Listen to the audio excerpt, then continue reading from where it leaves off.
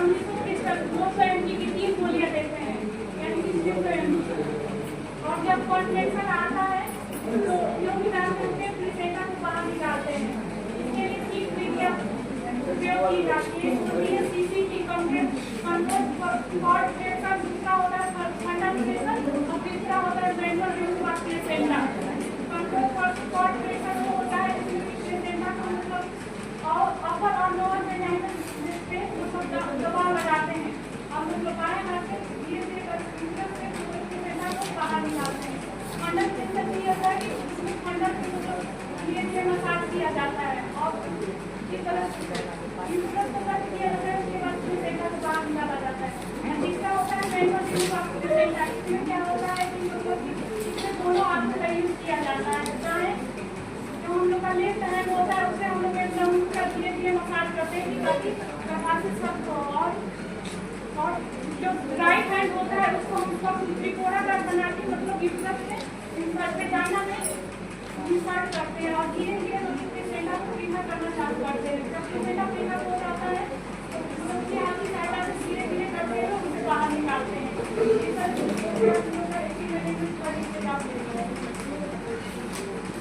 Placenta की तरफ से आउट होता है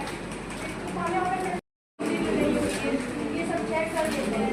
उसके बाद में उसको अच्छे से अगर रह गए कोई भी तो पार्ट अंदर हाथ डाल के सारा कुछ उसको एक्समाइन कर लेते हैं। उसके बाद में ये देखते हैं तो ये सेंटर ही आउट हो गया। उसके बाद में अगर उसको कोई भी दिक्कत हो रही है तो उसको ऑक्सीटोसिन इंजेक्शन पहले लगा दिया जाता है। ये सेंटर आउट होने से पहले ब्लीडिंग है उसको भी कंट्रोल करता है और कॉन्ट्रैक्शन को बढ़ाता है।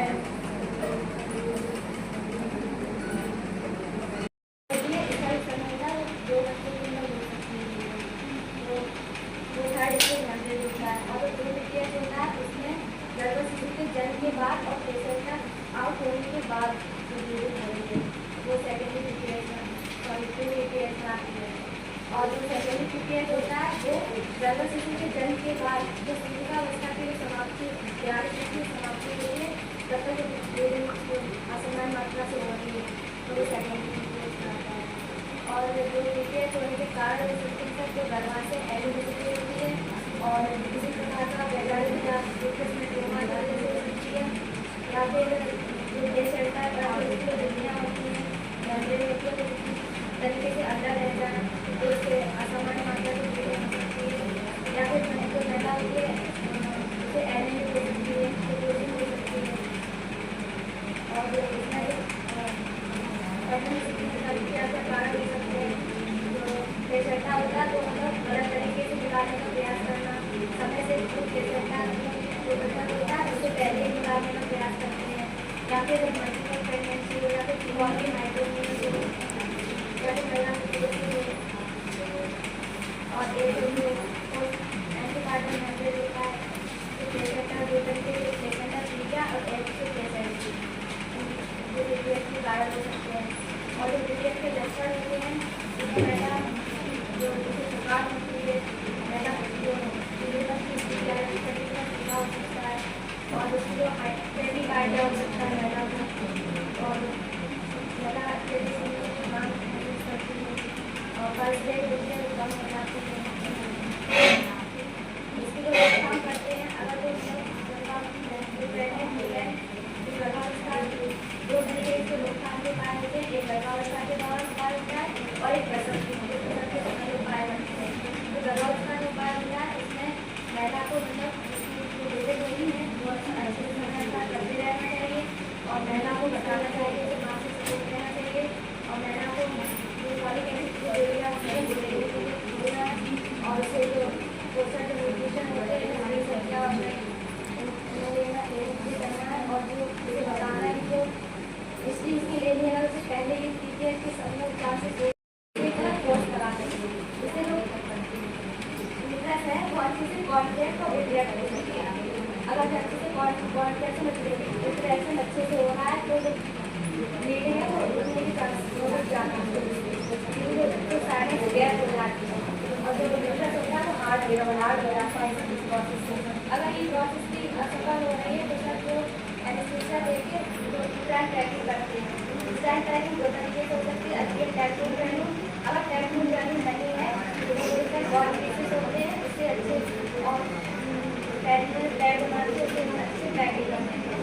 अगर ये सर्वाइकल पॉलिप और इंजरी लोअर इंजरी, सबसे पहले प्लेसेंटा प्रीविया होता है। प्लेसेंटा प्रीविया तो इसे बोलते हैं प्लेसेंटा प्रीविया, और इसके और भी कारण हैं, जैसे बिल्कुल देसी हुआ, मतलब जो देसी हुआ की परत होती है वो झड़ने लगती है।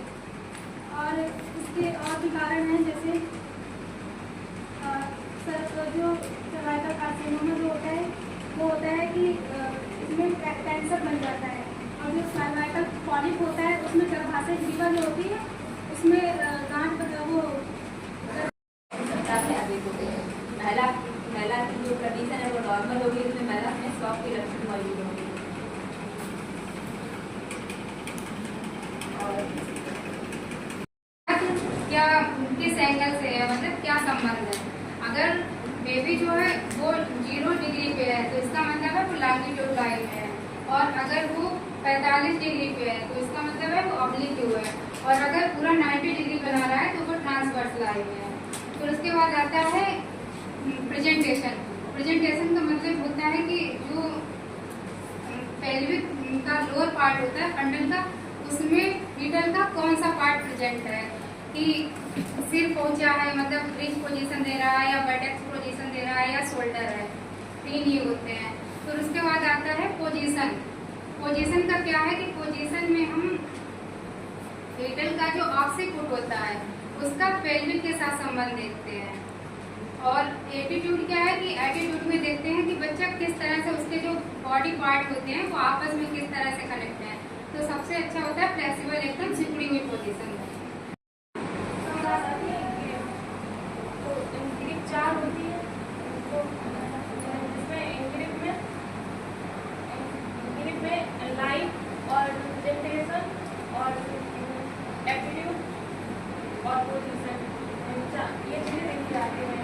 तो इसमें फर्स्ट जो इंग्रिप होती है फंडल वाले भाग में इसको ऐसे पार्टीशन करेंगे। अगर यहाँ पे उस फंडल वाले भाग में अगर यहाँ पे जितना मुलायम है ठोस वाला भाग फील हो रहा है तो ब्रीच पोजीशन और लाइट ट्रांसफर मतलब सीधी ऐसी पोजीशन में। और सेकेंड वाली वो पैल्विक देने के लिए फिर ऐसे यहाँ फंडल वाले ऐसे हाथ से ऐसे ऐसे करके देखिए। अगर यहाँ पे मोड़ावदार भाग बच्चे का मतलब फील होता है, हाथ पैर फील होते हैं, तो मतलब कि वो कंधे वाली भाग की पोजीशन में। और थर्ड वाली पैल्विक को देखने के लिए पैर हाँ सबसे पहले उसको कहेंगे सर पे थोड़ा सा उसको ऊंचा करने के लिए सर उसकी तकिया वगैरह कुछ लगाएंगे और पैर को थोड़ा सा ऐसे मोड़वा देंगे, लिथोटॉमी पोजीशन में कर देंगे पैर को। और उसके बाद उस पर ये देखेंगे कि बच्चे का एंगेजमेंट हुआ है या नहीं हुआ है। तो एंगेजमेंट देखने के लिए ऐसे यहाँ पे करके देखेंगे एंगेजमेंट हुआ है। ग्रिप में किस चीज का पता चलता है?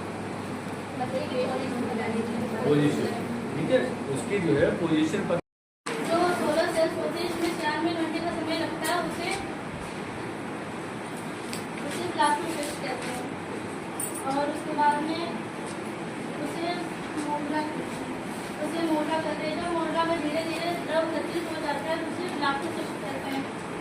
ब्लास्टोसिस्ट के चारों तरफ पाई जाने वाली एकल परत जो होती है उसे ट्रोकोब्लास्ट कहते हैं। ट्रोकोब्लास्ट में पहला ये कंडीशन है कि एक स्पर्म और एक ओवम अगर फर्टिलाइज होते होने के बाद वो जाइगोट बनाएंगे, और अगर वही जाइगोट 2 भाग में स्प्लिट हो जा रहा है तो वो मोनोजाइगोटिक कहलाएगा। और अगर 2 ओवम 2 स्पर्म अगर आपस में मीट करते हैं, फर्टिलाइज होते हैं, तो 2 जाइगोट अलग अलग बनेंगे, तो उसमें स्प्लिट होने का कोई मतलब ही नहीं है। वो 2 जाइगोट बनाएगा तो इसको बोलते हैं डाइजाइगोटिक। थर्ड कंडीशन ये आती है कि एक ओवम और 2 स्पर्म अगर मीट कर रहे हैं, फर्टिलाइज हो रहे हैं, तो उस कंडीशन में एक जाइगोट एक बनता है, उसके बाद वो स्प्लिट होते हैं, तो उस कंडीशन को बोलते हैं सिस्क्विजाइगोटिक बोलते हैं। तो ये 3 कंडीशन होती हैं। और जैसे कि बच्चों के जो मेंबर मतलब नंबर होते हैं फीटस में, इसकी डेफिनेशन ये है कि गर्भावस्था के दौरान अगर गर्भाशय में दो या दो से अधिक फीटस का अगर विकास डेवलपमेंट हो रहा है तो वो मल्टीपल प्रेगनेंसी में कंसीडर किया जाएगा। और फीटस नंबर ऑफ फीटस के अकॉर्डिंग इन्हें अलग अलग नामों से भी जाना जाता है। अगर दो फीटस का नंबर ये अगर महिला का मतलब मतलब उसको नहीं है इंट्रावेनस फ्लूइड दिया जाता है महिला को। कोई अगर महिला मतलब उनके अंदर खनिज लवण और पोषण इन सब चीज़ों की कमी है तो इंट्रावेनस फ्लूइड देते हैं। उसके बाद अगर महिला को एजेंसिया डिहाइड्रेशन है तो फिर महिला को आईवी फ्यूजन दिया जाता है। और उसके बाद मतलब जो फिर बच्चों पूरा डायलेशन हो जाने के बाद जब बच्चा मतलब फीटल ठीक है।